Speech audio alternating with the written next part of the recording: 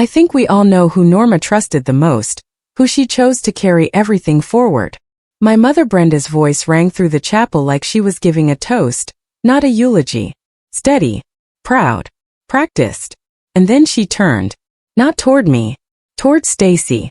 My cousin stood at the front of the room in a dark blue dress, holding a cream-colored folder I recognized immediately. The estate documents. The ones my parents had told me more than once simply did not exist. My hands went cold. She earned it, my father Alan added, loud enough for the entire room to hear. Earned it. My inheritance. The house. The business. Everything Grandma Norma had spent 60 years building with her own hands. Gone. Given to someone else.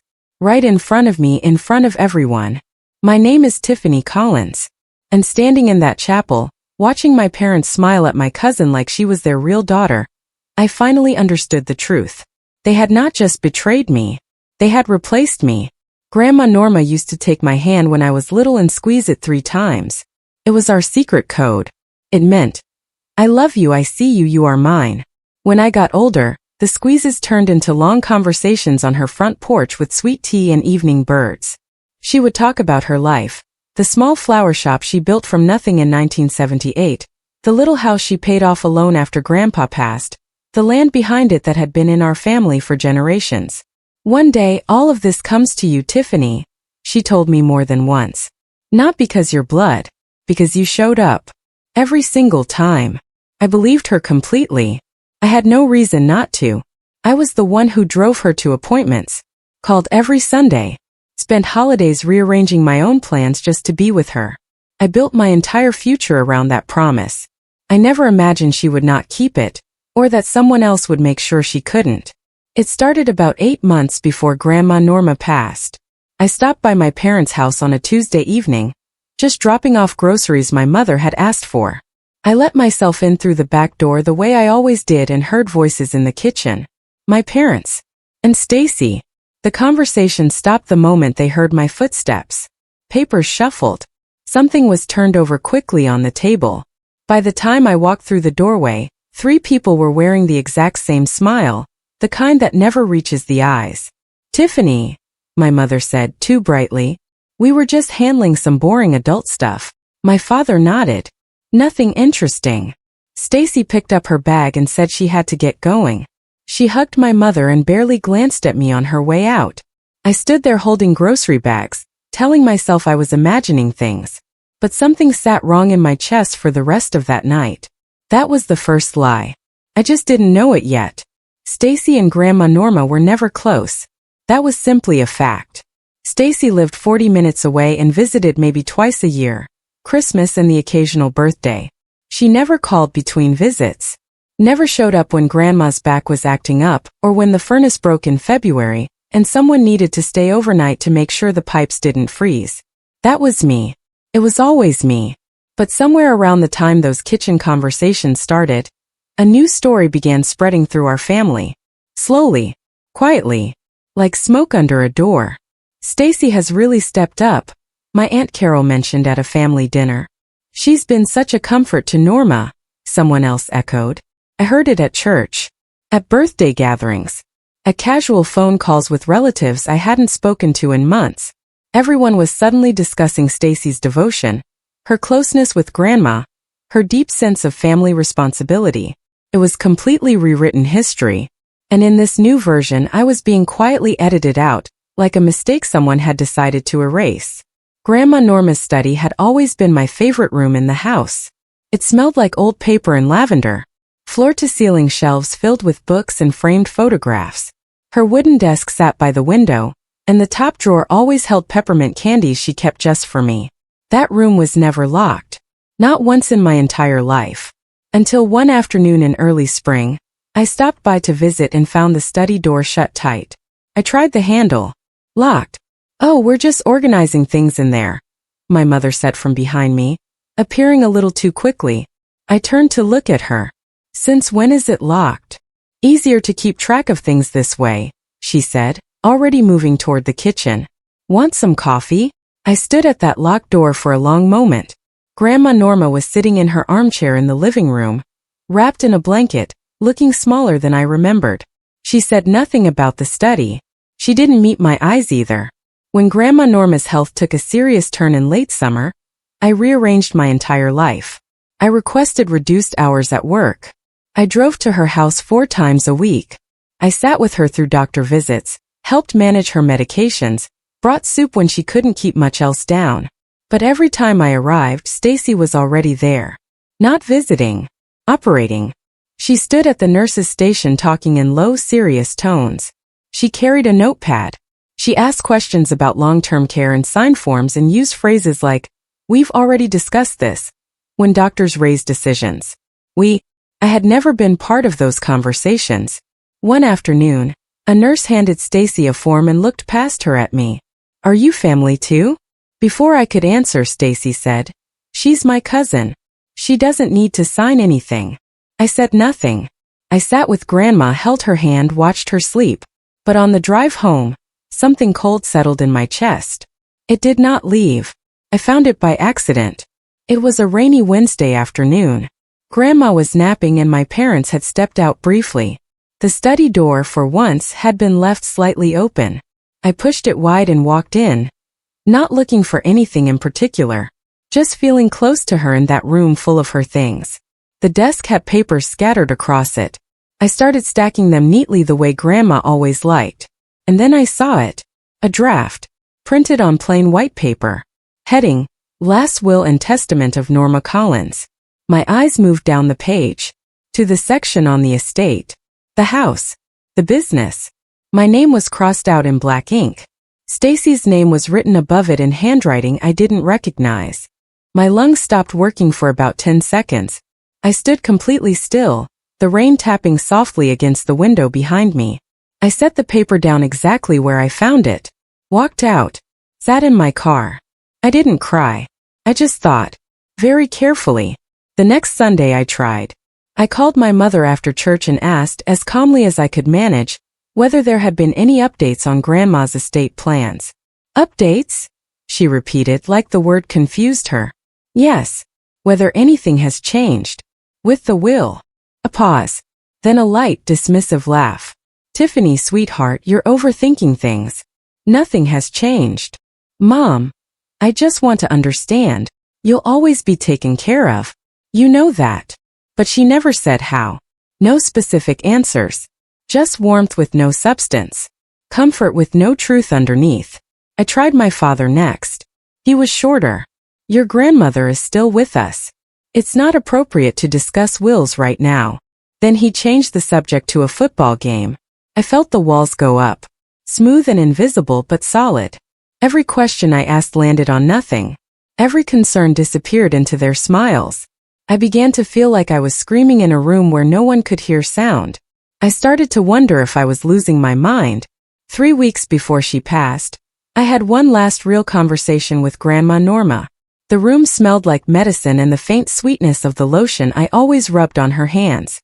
She was propped up on pillows, her hair white and thin, her eyes still sharp even when her body no longer was. She reached for my hand, squeezed it once. "I'm proud of you," she whispered. Her voice was rough but clear. "More than you know." I squeezed back. "I love you, Grandma." She looked at me for a long moment. Something moved behind her eyes, something heavy, something she seemed to be carrying alone. Her lips parted like she was about to say more. But then footsteps in the hallway. My mother appeared in the doorway holding a cup of tea, and Grandma's expression shifted, closed just slightly. "You should eat something," my mother said cheerfully. The moment passed. We talked about small things after that. But I never forgot that look on Grandma's face. Like she wanted to warn me, and couldn't. Grandma Norma passed on a quiet Thursday morning in October. I found out through a phone call from my father. Short, factual, like he was reporting a change in weather. I was at work. I sat in my car in the parking lot for 20 minutes before I could drive. What followed was a blur of arrangements, phone calls, and relatives I hadn't seen in years. But underneath all of it, something moved fast. Too fast.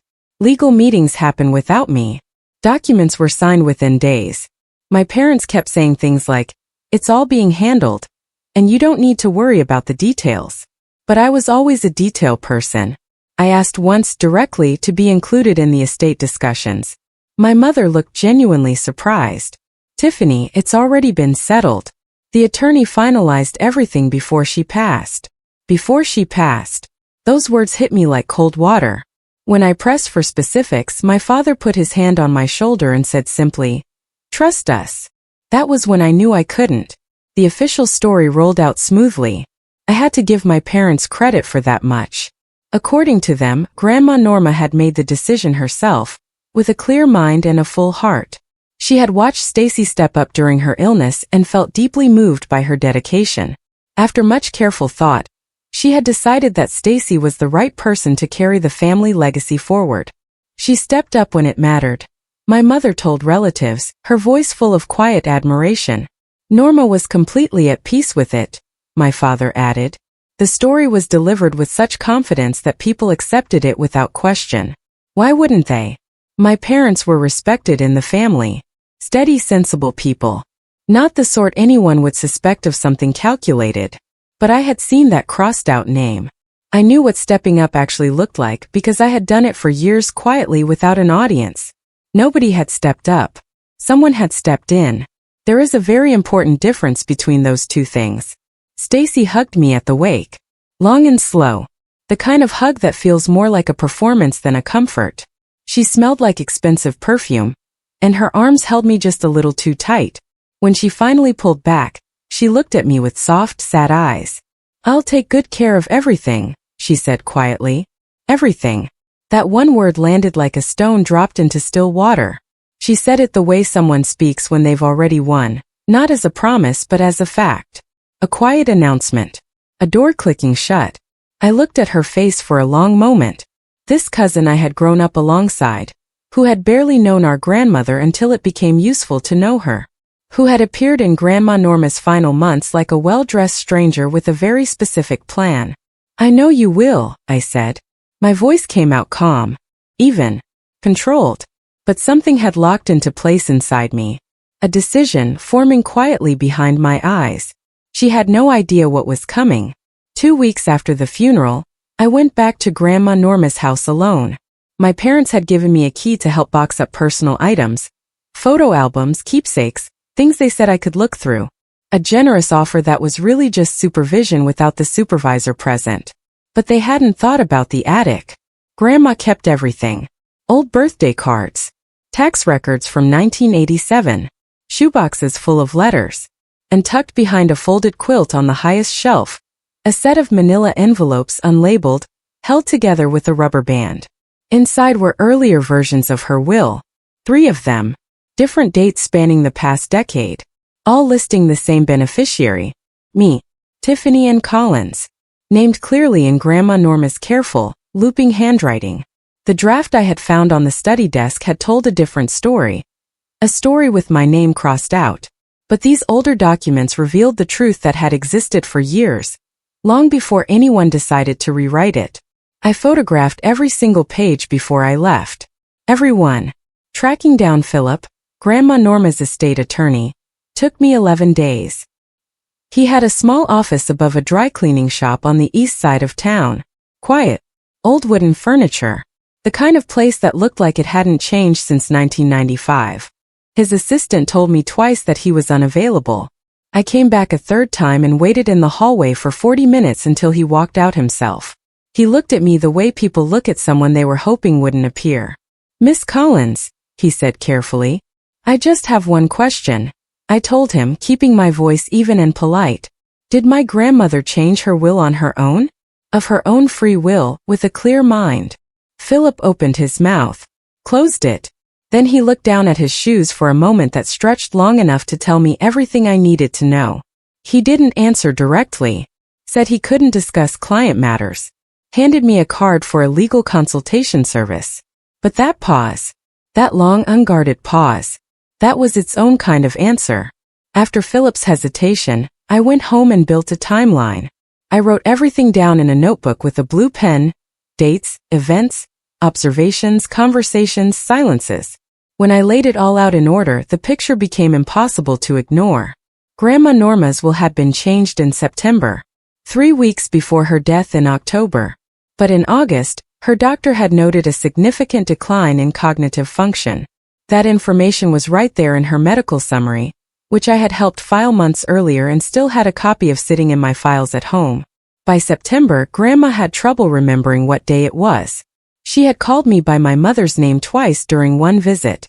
She had asked the same question 4 times in a single afternoon without realizing it.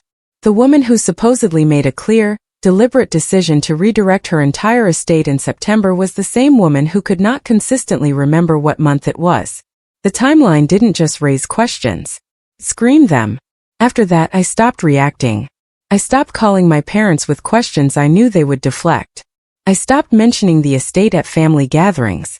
I stopped showing any sign to anyone that I knew something was wrong. I became very still on the outside. On the inside, I was building. I created a folder on my laptop, organized, dated, labeled carefully.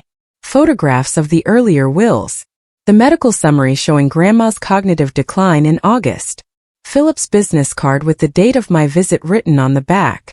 Notes from every conversation, recorded within an hour of having them while every detail was still sharp. I also contacted a legal aid office in the next town, somewhere no one from my family would recognize me.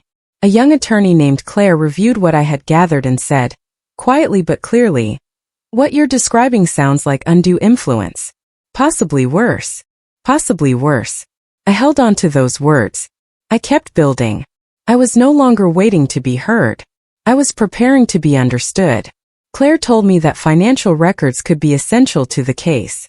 Grandma Norma had a checking account and a savings account at a local bank where I had, for years, helped her manage her deposits and withdrawals.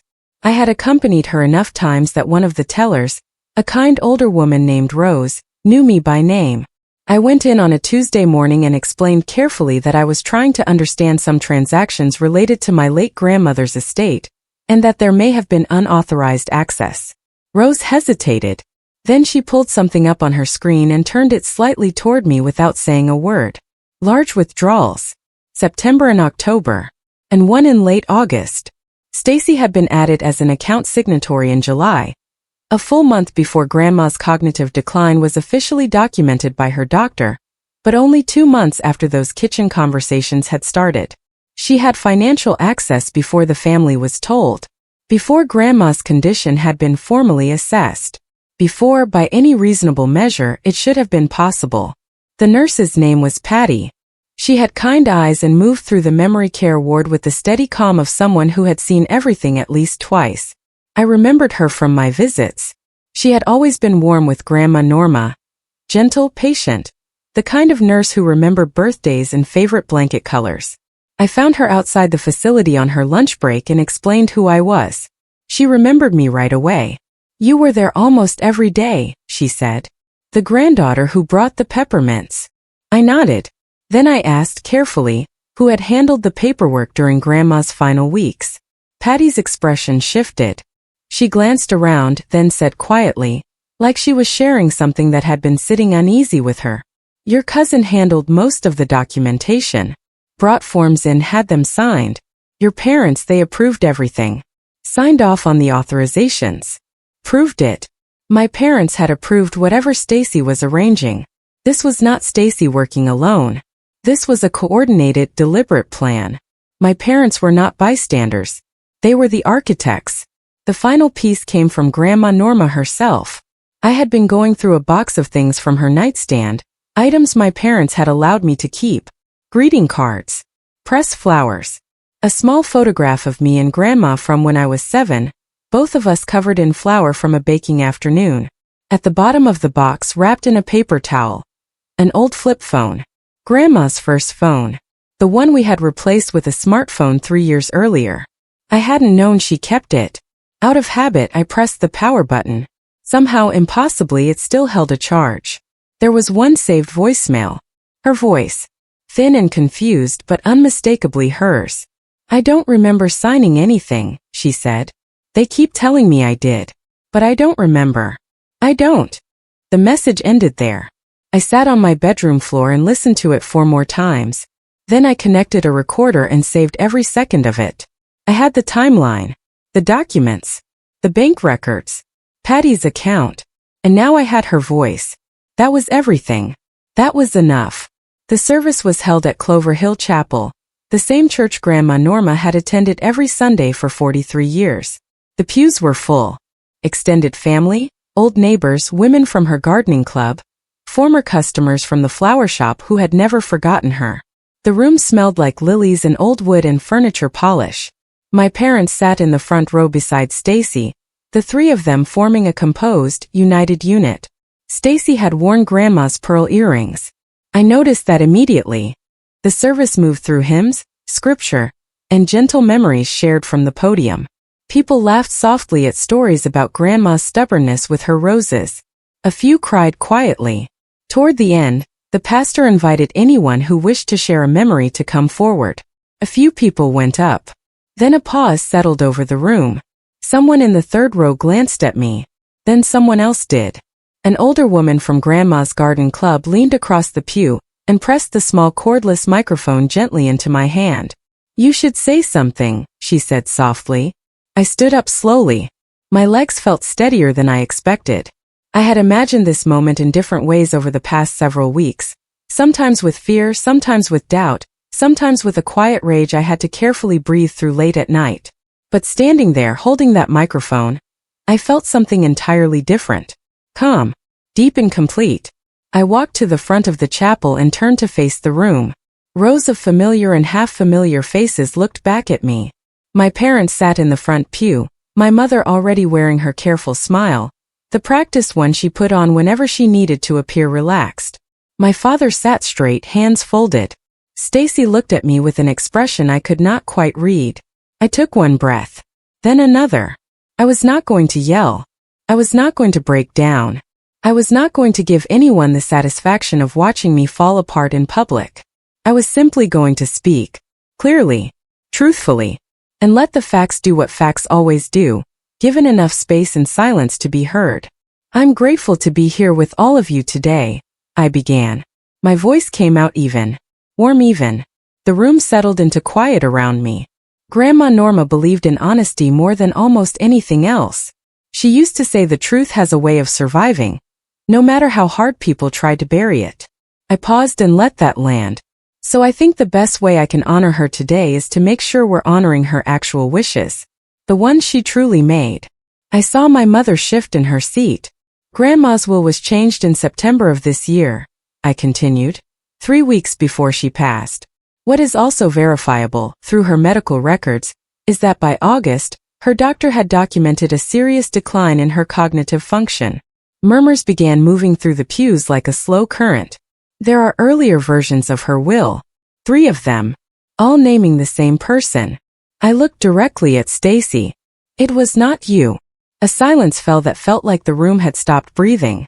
Then I pressed play on the voicemail. Grandma Norma's voice filled the chapel. Thin, confused, completely real. "I don't remember signing anything. They keep telling me I did. But I don't remember." The silence that followed was absolute. Then it broke. Not loudly, not all at once, but in pieces. A whisper here. A sharp intake of breath there.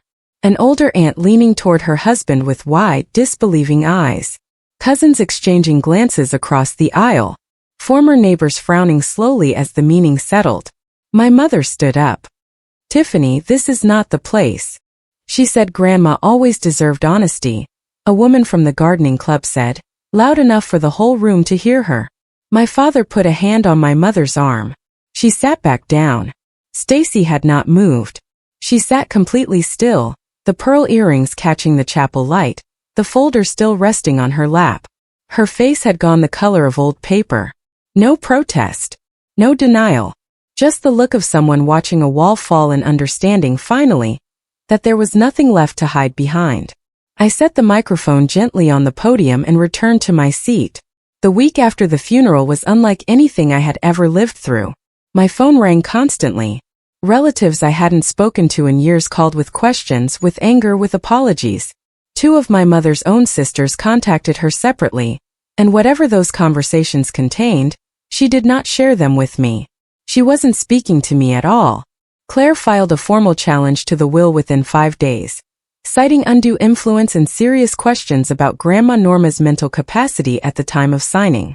Philip, facing the weight of documented evidence, became suddenly cooperative in ways he had not been during my first visit to his office. The estate was frozen pending full legal review. Stacy's carefully constructed image, the devoted granddaughter, the responsible one who stepped up, collapsed quickly when family members began asking questions she couldn't answer without contradicting herself. And my parents lost more than their standing. They lost me. Not in anger. Not with a dramatic speech or a final confrontation. I simply stopped being available. Some doors, once they close honestly, do not need to reopen. The legal process took 7 months. At the end of it, the altered will was ruled invalid. The evidence showed clearly that Grandma Norma had not been of sound mind or acting freely when the changes were made. The earlier will, the one naming me, was reinstated. The house, the business, the legacy she had always meant for me. But that is not the part that matters most. By the time the ruling came through, I had already started over. A small apartment I loved. My finances rebuilt on my own terms. A lawyer I trusted. Real friendships I had been neglecting while pouring myself into a family that was quietly working against me. I cleared out the noise. What remained was clean. The inheritance mattered. I won't pretend otherwise. But what I truly recovered was something no document could ever grant or take away. My voice. My name. The knowledge that I had stood in that chapel, surrounded by people expecting silence, and chosen truth instead. Grandma Norma always said the truth survives, no matter how hard people work to bury it. I had spent months testing that belief. She was right. She was completely right.